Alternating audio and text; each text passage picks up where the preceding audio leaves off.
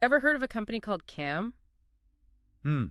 Can't say that I have. They're like the hidden gears behind India's financial markets, and their story, it's surprisingly intertwined with the country's economic journey, especially after liberalization in the 90s. Okay, I'm intrigued. So what's so special about this CAMS? Well, for starters, CAMS stands for Computer Age Management Services. Computer Age Management Yeah. Services. And get this, they started small, back in the 80s. The 80s, that was a whole different world, right? India's financial scene was dominated by those old school British banks. Exactly. It was a controlled economy, the tech scene was just starting to bud, and in the middle of all that, you have this small company deciding to jump into the fray. Bold move for a small fish in a big pond. What were they even doing back then? Oh, developing things like uh, railway reservation systems. Railway reservation systems. Wow, talk about a logistical challenge, especially back then. Right. Imagine trying to convince those clients to trust this new kid on the block with such critical systems. I bet that was no easy feat. So how did they manage to pull it off? It's really a testament to their character. They weren't afraid to roll up their sleeves, prove themselves. A real underdog story. I love it. And they didn't shy away from any challenge. I mean, they even dabbled in creating software for, get this, astrological charts. Astrological charts. Now that's what I call a diverse portfolio. It speaks to their adaptability, right? Willing to take on any project, any challenge that allowed them to hone their tech skills and demonstrate their commitment. So they were building a reputation, one project at a time. Exactly. And this hunger for innovation, for embracing new technology, it was evident in everything they did. You know, there's this great anecdote in the book. It's about Mahesh Badri, one of their early employees. He was over the moon when CAM acquired one of the first 10 flatbed scanners in India. A flatbed scanner, can you imagine? Today it's like a printer. Who even thinks about it? Right. But back then, that was cutting edge. They were on the bleeding edge. Absolutely. This little detail, it speaks volumes about their forward-thinking approach. Always looking for an edge, even in those early days. It's a mindset that would serve them incredibly well, especially as India's economic landscape began to shift. This hunger for a challenge, for doing things differently, it seemed to draw them to, well, bigger and bigger opportunities. And what bigger opportunity than the rise of a new financial giant, right? Right? You're talking about reliance. As we move into the late 80s and early 90s, India opens up its economy. There's this rising middle class, eager to invest, and companies like Reliance, they become the market darlings, And that's where CAMS, they score a major win. handling Reliance's investor relations in Chennai. A turning point in their story, for sure. But before we get into that, Yeah. can you set the stage for us? What were the logistical challenges? I mean, we're talking about a pre-digital era here. How did they even manage something of that scale? Well, for starters, imagine this. Share applications. They weren't sleek online forms. We're talking physical documents. Okay, so mountains of paperwork. Mountains is an understatement. Yeah.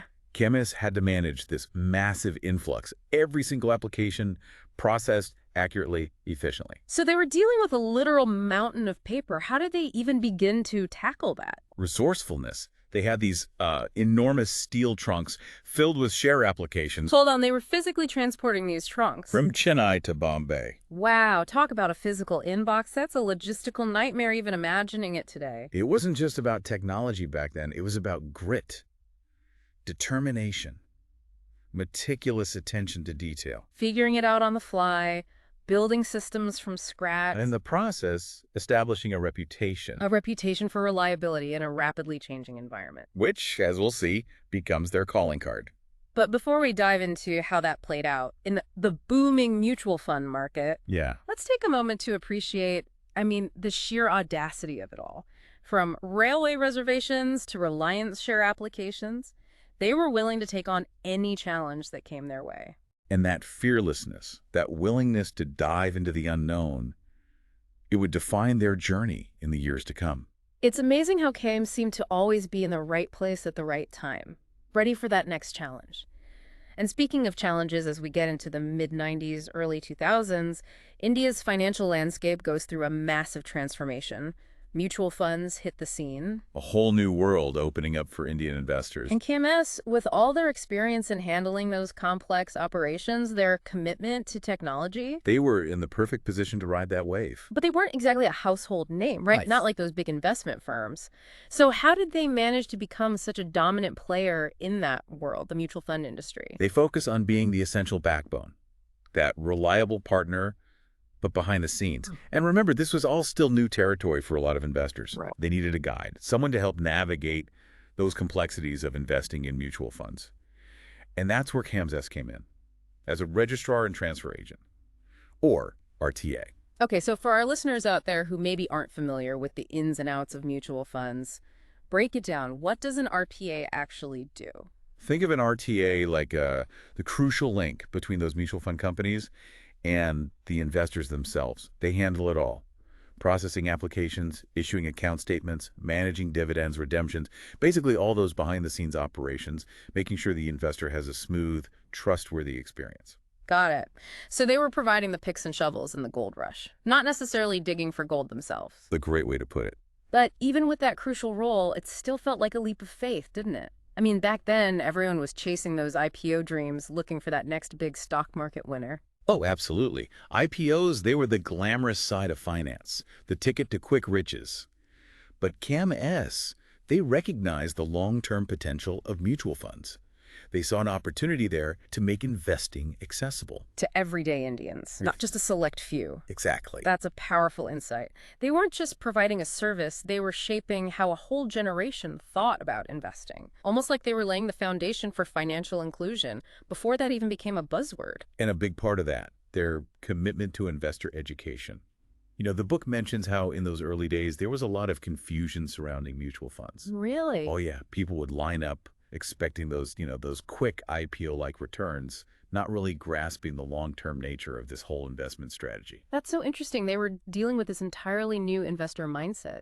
One that was still very much influenced by those old ways of thinking about the stock market. So they're dealing with this surge in interest in mutual funds, educating investors along the way, and on top of that, they decide to develop their own in-house IT systems. That seems like an enormous undertaking, even for a company known for their tech. What drove that decision? I think it goes back to their focus on the long game. This steadfast belief in the power of technology. Remember, this was the dot-com boom. Everyone was outsourcing, trying to scale up as quickly as possible. Right, right. But CAMS, they understood that to really control their own destiny, to deliver that seamless investor experience, they needed to have their hands on the wheel, so to speak. Complete control over their tech. It's like they were building their own custom engine. Instead of relying on an off-the-shelf model, it speaks to their long-term vision, but I imagine that also came with a fair amount of risk as well. Oh, without a doubt. But it was a calculated risk. Yeah. And it paid off big time. Their IT systems, robust, in-house, became their, secret weapon. While other companies were struggling with outdated tech, relying on those third-party providers, CAMS could guarantee speed, reliability, efficiency. and that gave them a major edge in attracting some big clients, like Alliance Capital, who, by the way, were looking for a partner that could not only handle the volume, but provide a whole other level of service. It was also a period of intense competition for talent. The dot-com boom, it was a siren song for a lot of tech professionals. High attrition rates were plaguing the entire sector. But again, CAMS, they took a different approach. So how did they manage to retain their talent, build that strong, loyal team in the middle of what sounds like a tech talent war?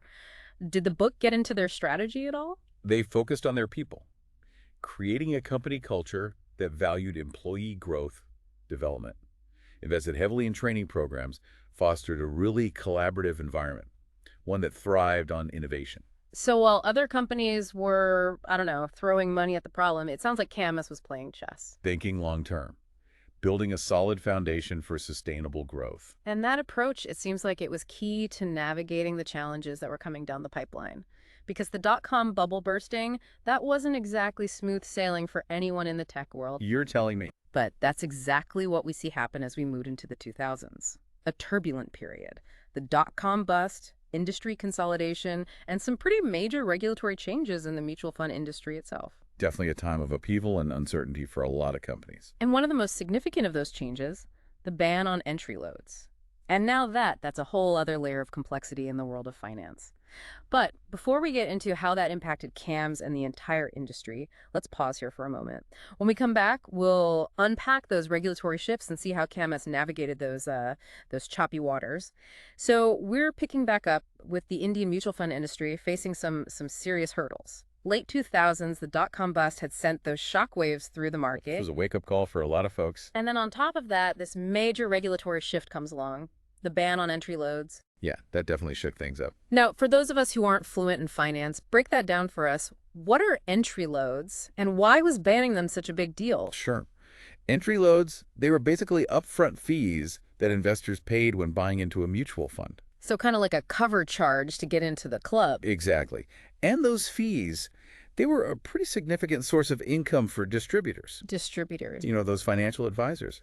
They connect investors with the right funds. Right, got it. So when you take away that chunk of their compensation, it's no wonder the industry felt the heat. It's like pulling the rug out from under them. Yeah, exactly.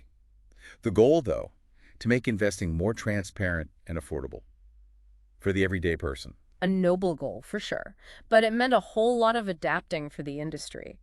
How did CAMS, being at the heart of it all, deal with that? You know what's remarkable about them? They didn't just batten down the hatches and weather the storm. They saw how their success was completely tied to the health of the whole industry.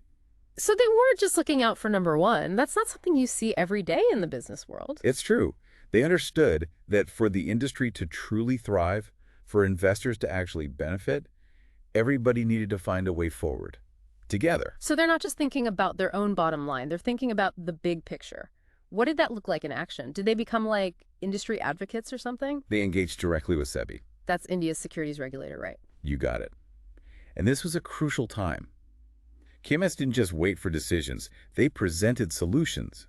They advocated for RTAs, like themselves, to stay relevant in this new landscape. Wow. Proactive is an understatement. I mean, it would have been easy to just focus on staying afloat themselves. But they wanted to make sure the whole ship moved in the right direction. They really stepped up as leaders. So what were some of the sticking points? What were they pushing for specifically? One of the big debates was whether transacting mutual funds through stock exchanges should be mandatory. Oh, interesting. CAMS, they argued against it. They made a strong case for the value that RTAs bring, both to investors and those distributors we talked about. They were helping to shape the very regulations that were changing the game. That's pretty influential. They've always had their fingers on the pulse. Anticipating the next move. So this forward thinking, it wasn't just about regulations, right? They recognized they needed to diversify what they offered. Not put all their eggs in one basket, even if that basket was doing pretty well. Exactly. They'd built their reputation on mutual funds, but they knew they couldn't stand still. Which leads us to CAMS Rep. Their venture into the insurance world, I mean, it seems like a natural progression. They already knew how to manage applications, customer data, make those processes seamless. It played to their strengths for Yeah. sure. They saw how similar it was. Handling investors in mutual funds, policyholders in insurance, the human element was still at the heart of it all. But the insurance sector wasn't exactly a wide open field, right? They were coming into a market that was already established, their own players, ways of doing things. A whole different ballgame. So how did they stand out? What was their edge? Technology. They used it to streamline those processes, eliminate inefficiencies, enhance the experience for the customer. Which was always their priority. They never lost sight of the customer. Absolutely. They invested in building those robust systems tailored to insurance. No off-the-shelf solutions for them. It's like they were always one step ahead. They understood technology was just a tool. Their real strength was knowing how to use it. It's inspiring to see how CAMS went from those early days working on railway systems to becoming such a force in India's financial markets, adapting, innovating, leading the charge. And through it all, never losing sight of that human element, the people behind every transaction. That's what sets them apart. So as we wrap up this deep dive into CAMS, what's the key takeaway for our listeners? It's all about the long game. CAMS never went for the quick win. They invested in their people, their relationships, knowing those were the things that build lasting success. A lesson that goes way beyond finance, don't you think? Absolutely. It's a roadmap for navigating any industry, any challenge. And on that note, we'll wrap up this deep dive into the world of CAMS. Thanks for joining us, and we'll catch you on the next one.